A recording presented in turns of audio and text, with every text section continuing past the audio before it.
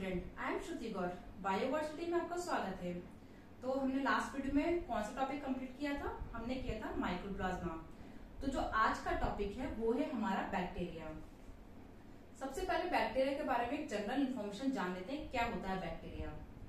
Bacteria जैसे कि हम अपने डेली यूज में डेली लाइफ में यूज करते हैं बैक्टीरिया। इसे खाने को खुलाना छोड़े, बैक्टीरिया इसमें अटैक कर जाते हैं, ठीक है ना। इवन हमारी बॉडी के अंदर भी बैक्टीरिया पाए जाते हैं, हमें पता है। हमारी टंग के ऊपर पाए जाते हैं काफी सारे बैक्टीरिया, हमारी टीथ में, हमारे स्टमक, इंटेस्टाइन, हर जगह बैक्टीरिया हमारी बॉडी के अंदर प्रेजेंट होते हैं, ठीक है। तो ये तो हो गई लिविंग की बात कि लिविंग फॉर्म में बैक्टीरिया पाए जाते हैं। बट क्या नॉन लिविंग में पाए जाते हैं बैक्टीरिया?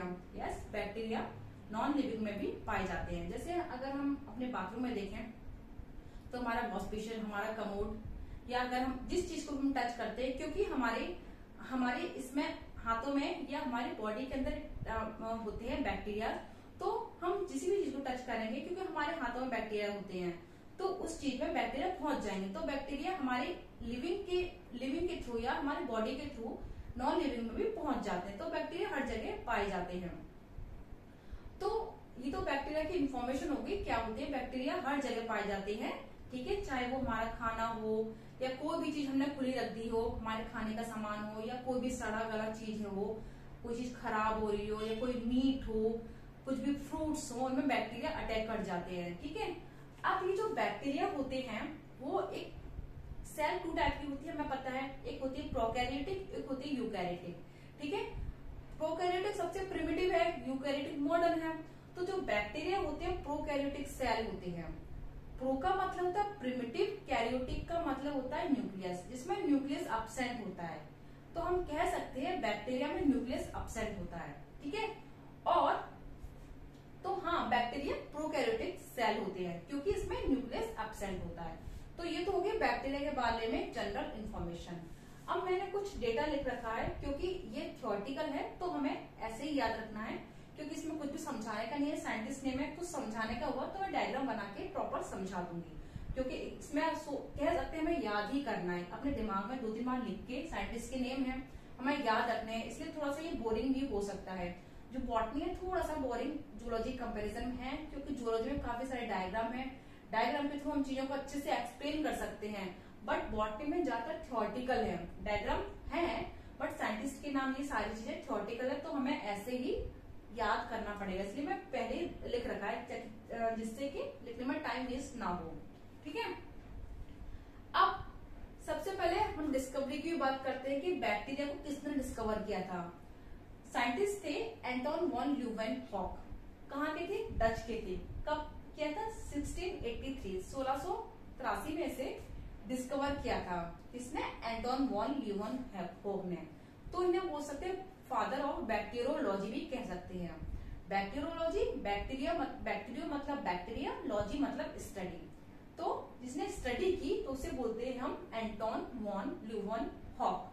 कब की थी? 1683 में, ठीक है। हाँ, एक और बात, इन्होंने तब इसे बैक्टीरिया नाम नहीं दिया था, इन्होंने इसे एनीमोलिक्यूल्स के नाम से जाना था। किसके नाम थे? एनीमोलिक्यूल्स के नाम से जाना था। किसने? एंटोन वॉन ल्यूवेनहॉक ने। तो हम ऐसे इसको बना सकते ए एंटोन वॉन ल्यूवेनहॉक एनीमोलिक्यूल्स, एन हम इसे ऐसे ध्यान में रख सकते हैं। अब एक और साइंटिस्ट थे एरनबर्ग, इन्होंने इसको टर्म दिया बैक्टीरिया। तो अगर डिस्कवरी की बात आती है तो हम लिखेंगे एंटोन वॉन ल्यूवेनहॉक, बट अगर नाम की बात आती है तो हम लिखेंगे इसमें एरनबर्ग। कब? 1829 में। इनके काफी साल बाद इन्होंने 1829 में इसको टर्म दिया बैक्टीरिया को। इन्होंने बोला एनीमोलिक्यूल्स मुझे नाम पसंद नहीं है, मैं बैक्टीरिया नाम इसका रखूंगा, ठीक है। Simple name bacteria. अब ये डिस्ट्रीब्यूशन, जैसा कि मैंने बोला, ये हर जगह पाया जाता है।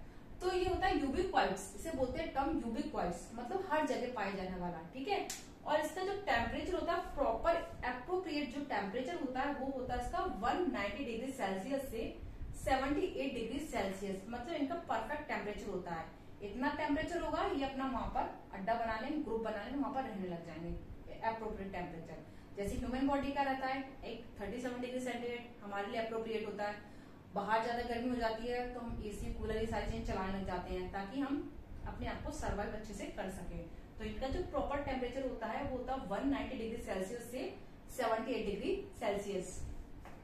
अब बात करते हैं इसकी मॉर्फोलॉजी की, इसके आकारिकी की कौन सा सबसे स्मॉल है, कौन सा सबसे बड़ा है।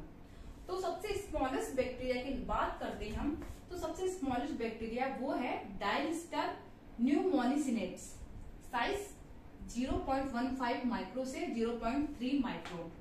इतना लंबा चौड़ा नाम है। अगर ऑप्शन में आ गया तो हम थोड़ा सारे ऑप्शन इतने लंबे लंबे दे दिए, क्योंकि हम हमारी याद क्या होती है, लंबे ऑप्शन तो हम टिक करते हैं, तो हम इसे ऐसे याद कर सकते हैं। एक न्यूमोनिक्स बनाते हैं इसका DIA और लास्ट करते हैं मॉन्स्टर ऐसे करके, तो दिया मॉन्स्टर, किसी का नाम दिया हो तो गुस्सा ना हो, दिया मॉन्स्टर से हम इसका न्यूमोनिक्स बना सकते हैं। सबसे स्मॉलेस्ट बैक्टीरिया कौन सा है, दिया मॉन्स्टर, डायलिस्टर न्यूमोनिसिनेट्स, सबसे स्मॉलेस्ट दिया मॉन्स्टर। सबसे बड़े की बात करते हैं हम यूपोलोपाइसियम फिशरसोनी, या ये तो साइलेंट है, प्यूलोपाइसियम फिशरसोनी नाम इसका है, लार्जेस्ट बैक्टीरिया। इसे हम याद कर सकते हैं पाइसम सटाइवम, जो कि मटर का नाम है, इसे हम याद करते हैं पाइसम फिश, इसे हम इसका बनाते हैं पाइसियम फिश, स्मॉल दिया लार्ज पाइसियम फिश।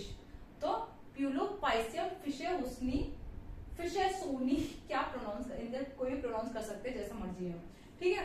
तो लार्जेस्ट बैक्टीरिया ये है। अब इसके शेप की बात करते हैं। जब हम शेप की बात करते हैं तो इसे कुछ पॉइंट में डिवाइड करते हैं। सबसे पहला पॉइंट होता है कोकस। कोकस के 3 पॉइंट है। सबसे पहला होता है माइक्रोकोकस, ठीक है। माइक्रोकोकस, हाँ एक मिनट, माइक्रोकोकस मतलब जिसमें एक बैक्टीरिया हो, ये एक बैक्टीरिया।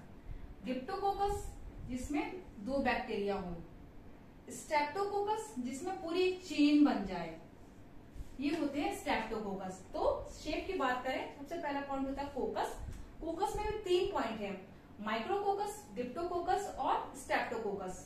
माइक्रोकोकस जिसमें एक बैक्टीरिया, डिप्टोकोकस जिसमें 2 बैक्टीरिया, स्ट्रेप्टोकोकस जिसमें चेन लाइक स्ट्रक्चर बन जाते हैं, उसे हम बोलते हैं स्ट्रेप्टोकोकस। अब बात करते हैं सेकंड पर, स्टेफाइलोकोकस। ये कौन सा बैक्टीरिया होता है, ये होता है बंच लाइक, जैसे गुच्छा होता है ना इस टाइप का, ये ऐसे ऐसे ऐसे ऐसे गुच्छा गुच्छा, जैसे अंगूर का गुच्छा ऐसे ऐसे ऐसे करे रहते हैं। ये थोड़ा मार्कर लाइट हो गया है, ऑर्डर किया है, देखते हैं कब तक आते हैं। स्टेफाइलोकोकस बंच लाइक स्ट्रक्चर, चाहे बंच किसका भी हो सकता है, चाबी का हो सकता है, अंगूर का हो सकता है, गुच्छा मतलब हो सकता है। तो गुच्छे में होते हैं स्ट्रेप्टोफाइलोकोकस, जो बैक्टीरिया होते हैं गुच्छे में होते हैं।